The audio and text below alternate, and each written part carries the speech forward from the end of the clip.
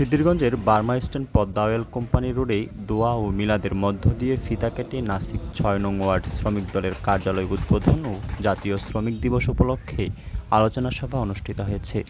সোমবার ১২ মে সকাল ১০টায় নাসিক ৬ নং ওয়ার্ডের শ্রমিক দলের এই কার্যালয় উদ্বোধন ও আলোচনা সভা অনুষ্ঠিত হয়।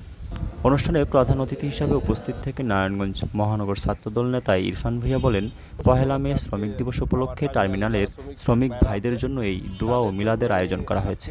আয়োজন মিলাদ, তো সবাই এখানে একটি অফিস আছে, তো অফিসে আপনারা সময় দিবেন।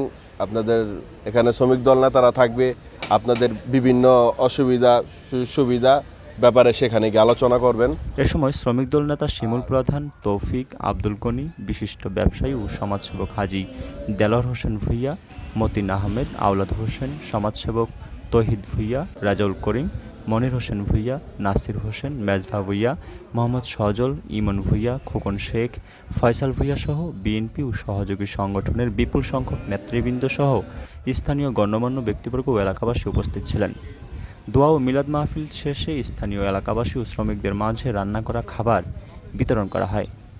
মেয়র আইবির আওয়ামী লীগের প্রার্থী মেয়র আইবি তারে গ্রেপ্তার করতে সারারাত্র অপেক্ষা করতেছি, কিন্তু আমরা তো বাসাও থাকতে পারি না একটা মামলা হইলে।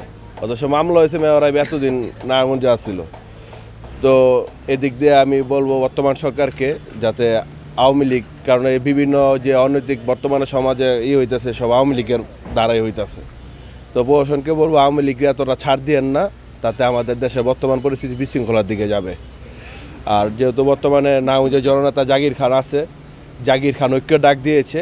জাগির খান সর্বস্তরের সাধারণ মানুষ ছাত্র জনতাকে নিয়েই দেশে নারায়ণগঞ্জকে কীভাবে শান্তি শৃঙ্খলাভাবে বজায় রাখতে পারে সেভাবেই হবে।